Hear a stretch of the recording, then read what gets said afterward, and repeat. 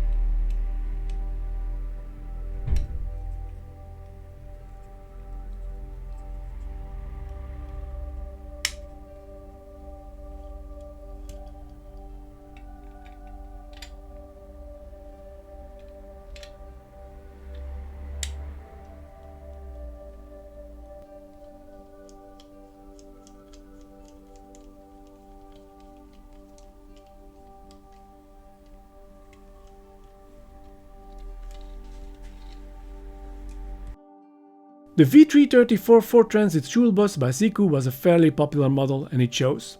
This specimen was played with a lot.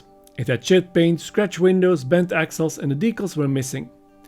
I decided to give it not only a factory reset but some slight detailing as well as some new wheels.